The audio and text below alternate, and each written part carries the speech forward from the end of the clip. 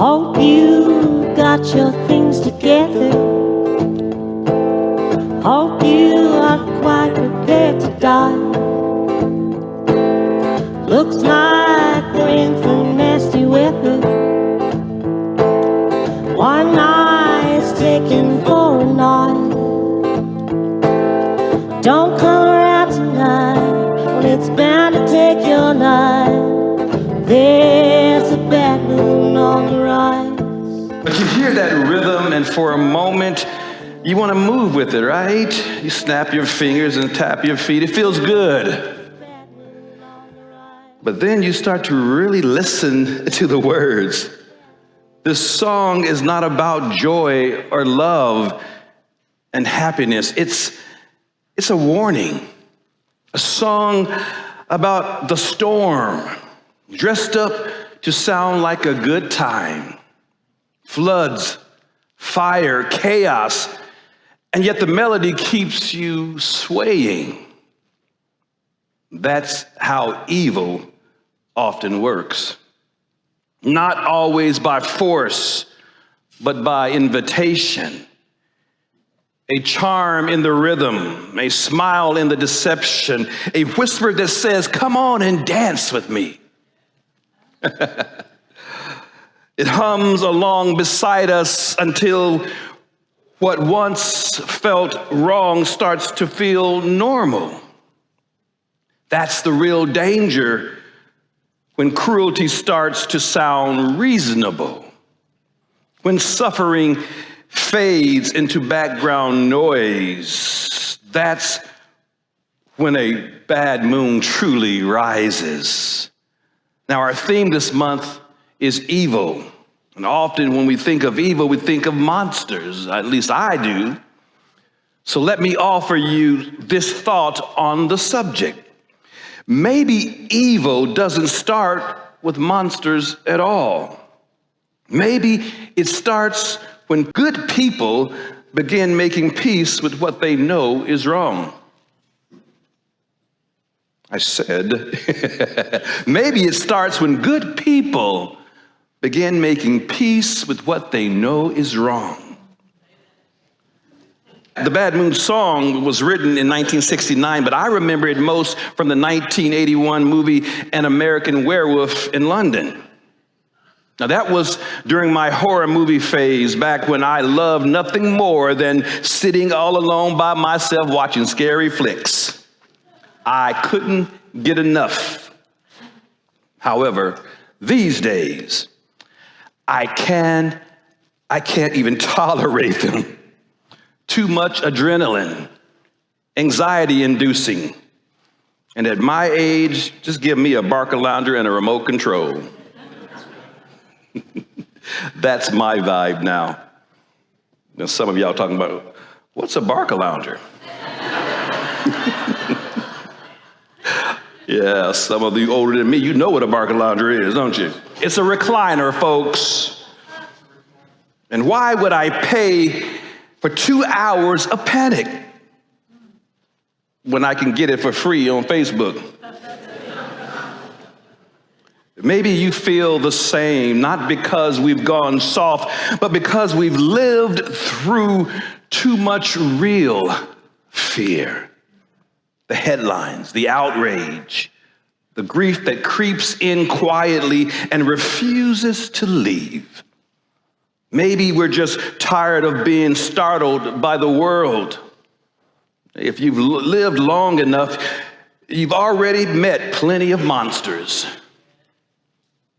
You've seen how cruelty hides behind charm and how greed dresses up as success, how indifference wears a polite smile and probably an ugly tie. To know, my friends, evil doesn't always come with fangs and fire. It slips in through the ordinary moments, disguised as convenience or even good intentions. You know what they say about the road to hell, right? And maybe that's why empathy hurts a little more these days, because We felt too much of the world's pain to treat it like entertainment. We absorb the sorrow, carry it with us until it starts to live inside us. Not as one tragedy or headline, but as a low hum beneath everything we do.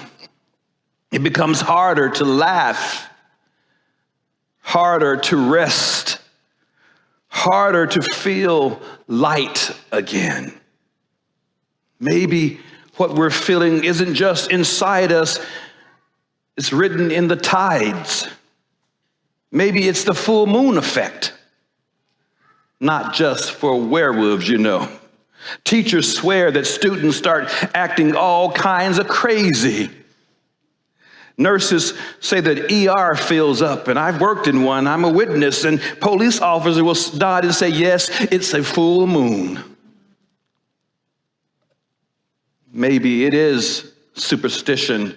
Maybe it's science, but there's truth in that feeling. The same force that pulls the tides, moves the oceans, seems to tug at us too, shifting our moods and attitudes. And when we're not careful, it can move us toward the worst of ourselves. You see someone's cruelty, their smugness, their lies wrapped in confidence, and something in you just tightens. It gets so like, your pulse quickens, anger flares, that voice whispers in your head, you know what, they need to get what's coming to them. They need to feel it, the pain that they're inflicting on everyone else. That pool can feel a little righteous, like justice swelling in the tide. Now, am I the only one in here that believes that? Am I the only one in here with that pool? Okay, well, some of y'all act like it. I'm not alone. I heard that. Yes, that feeling when you know, that feeling that you feel, that urge to belittle the belittler, you know, that to craft the perfect clapback. That feeling of glee when the one who tries to trip you trips. Psychologists have a word for that flash of pleasure, and it indeed is pleasure. Schadenfreude. The joy at another's misfortune, especially when they deserve it. But have you noticed how quickly that feeling hardens? How outrage turns foul? How it shifts from protecting what's good to punishing what's bad, from stopping harm to wanting someone to hurt for it. A certain face becomes a symbol, a headline, a villain, and in that shift, something in us dims. Our heart shifts, constricts, until we need their pain. We need to see their pain in order to feel balance restored in ourselves. We're seeing a lot of that in our world today. Yet when that payback finally comes, the downfall, the humiliation, the I told you so, I'm glad they got it, the relief doesn't last for us, does it? That ache stays right where it began, sometimes even deeper, because pain begets pain far more consistently than it heals it. But somewhere under all that turmoil, there's a different current, a quiet strength running beneath the noise, waiting to be found where the water is rough. Viktor Frankl probably felt that pull in the darkest place imaginable. A psychiatrist and Holocaust survivor, he spent years in concentration camps, Auschwitz and Dachau, where his parents, his brother, and his pregnant wife all were murdered. He said people were stripped of everything, possessions, dignity, even their names. But some, just a few, still found ways to give. He told of one man who tore his tiny piece of bread in half to share with someone hungrier than he was. Frankel wrote, everything can be taken from us, but one thing, the freedom to choose one's attitude in any given set of circumstances. That's what it means to live through bad times, bad days, bad moons, and still find a way to shine, to feel the pull toward despair, and to choose instead to reflect something better. That's our call today, my friends. That even in horror, we still have the freedom to choose how we will respond. We get to decide who we will be in the face of what's done to us. We can't stop every shadow from crossing our paths, but we decide whether it takes root in us. Will we be pulled by the darkness or by something higher, by love, by conscience, by meaning? That choice, made 1,000 quiet times a day, is how we resist and hold back the night. That choice. And yet, there's a new kind of darkness rising. It's the growing belief, now hear me out, that empathy is weakness. You hear it everywhere these days. Don't feel too much. Don't take on other people's problems. Facts, not feelings. Psychologist and author Paul Bloom says, quote, empathy is a poor moral guide. Cold reason does better. And that's a psychologist, y'all. Theologian Joe Rigney warns that empathy often leads to cowardice, even brazen malice and cruelty. What?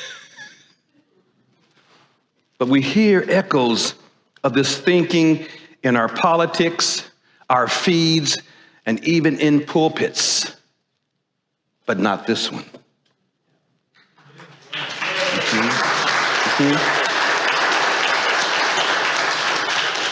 Not this podium. We hear messages that say, don't get involved, don't care too much, protect yourself. But that, my friends, is how light fades. It slips quietly through another 1,000 tiny choices of indifference. We start scrolling past suffering and call it balance. I'm just trying to stay centered.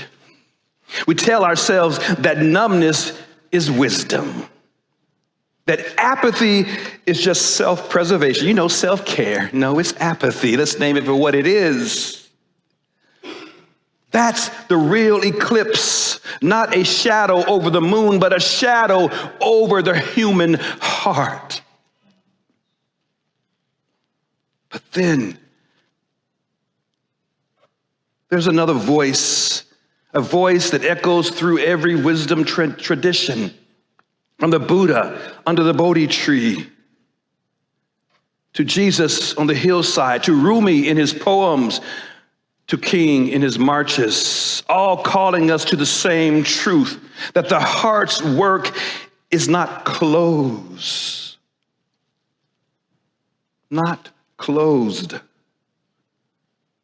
but open. That it must not be closed, but it must remain open. When they say empathy, my friends, is weakness, I say compassion is strength. The kind that refuses to become what it opposes. Love, or simple humanity, listens before it lectures, seeks to understand before it convinces, looks another person in the eye, not down at them. To love is not to correct or convert, but to see another's full humanity, their joy, their wounds, their worth, and refuse to do harm in the name of being right. Even that light can flicker when we forget something deeper, that we were never meant to shine alone. I know this is a difficult thing to ponder in our current environment. But we've seen what war does to cities, to souls. Imagine standing in that wreckage day after day, surrounded by loss until even your heart starts to go quiet. That's what happened to a Ukrainian soldier named Vitaly Chernenko. When asked how war had changed him, he didn't talk about patriotism or victory. He said, "I am more gentle now with small things and their lives. Mice, spiders, insects. I don't squash them anymore. I move them outside. I have been in their position. I feel as the spiders and mice do, in fear of being seen by something above which it's very difficult to escape from. My wife asked me," he goes on to say, "to remove a spider web from under one of the tables and looked at me as if I had gone insane when I removed the spider safely with my hands and placed him outside on the tree. He is me and I am him in a way," he stated. My friends, that's empathy after the fire, the kind that refuses to let horror harden the heart. A man who's seen the worst of humanity and still chooses tenderness. That's the strength we need to see the worst of our country, men and women, and still choose the tenderness we need. Gentleness that survives the storm. Maybe that's what's been really happening in the world, not just the loss of empathy, but the deeper illusion that we were ever separate in the first place. Sages and teachers from every tradition throughout history have warned us about this. The Buddha called it ignorance, the belief in a separate self. Einstein called it an optical delusion of consciousness. Jesus saw through the illusion too when he looked at the men crucifying him and said, "Father, forgive them, for they know not what they do." He wasn't excusing cruelty. He was naming our collective blindness. Every act of harm deepens our forgetting that we're connected, while every act of love helps us to remember that we are. You see, the moon doesn't shine on its own, my friends. It only reflects the light of the sun. Maybe what we've called a bad moon isn't a curse in the sky, but our own light gone wrong. Dim. Our reflection warped by fear and hate and indifference. The truth is, the sun never stopped shining. Love never left us. We just grew dim for a while, shadowed by fear, anger, and yes, exhaustion. So maybe the real question isn't, why is there evil in the world? Maybe it's, what light have we stopped reflecting? That's the pull of evil, not just to harm, but to forget that we belong to one another. Maybe that's the oldest illusion, that we are separate moons, each with our own light. But in truth, we're all mirrors of the same sun. The same love that shines through me shines through you and them.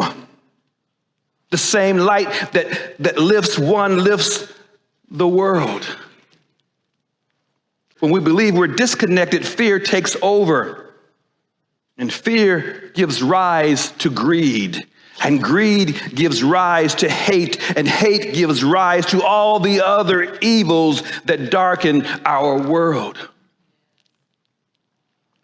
But when we awaken, when we remember that we are one body, one breath, one fragile, luminous family, compassion becomes not a virtue, but a reflex.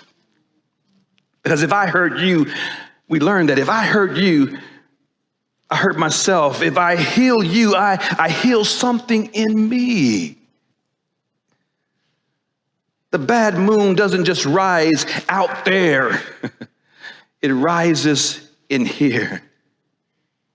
The monsters we fear in the world are often the shadows that we avoid in ourselves.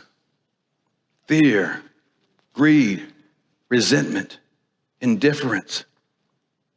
The late, great Bishop Carlton Pearson once said, "We each have in us both a Hitler and a Mother Teresa. The capacity for our best and our worst." And while we're witnessing a lot of people in their worst, there's something best about them as well. We just gotta wait to see it. And every day we choose which one will reflect. When we choose compassion over contempt, connection over blame, we begin to reflect what's truest in us again. And the world begins to heal.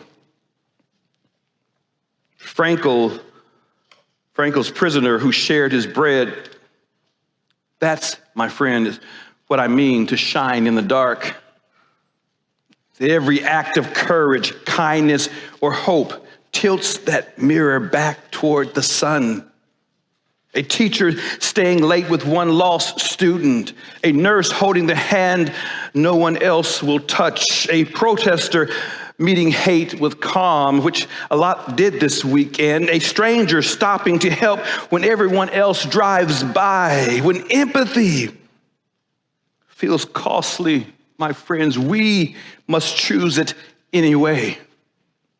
When compassion feels naive, we must live it anyway. When hope feels foolish, we must speak it anyway. When the wound won't heal and you can't fix it, we must stay present anyway. Because every one of those choices restores a little light to the sky. It feels fitting that this very week, as we speak of light and darkness, our Hindu siblings across the world are celebrating Diwali, the festival of lights. In homes and temples, lamps called diyas are lit to honor the victory of light over darkness, good over evil, and wisdom over ignorance. It's not just a festival, it's a practice, a renewal, a way of saying to the universe, the light still lives here. For the same light that fills their homes can fill our hearts. And perhaps this year, the world's lamps and candles and prayers, wherever they are lit, are all trying to say one thing: let there be light in us again. That's right. Indeed, a bad moon may rise, but it will never rain. It doesn't get the last word. The light does. Love does. We do. So I say unto you, let it shine, let it shine, let it shine.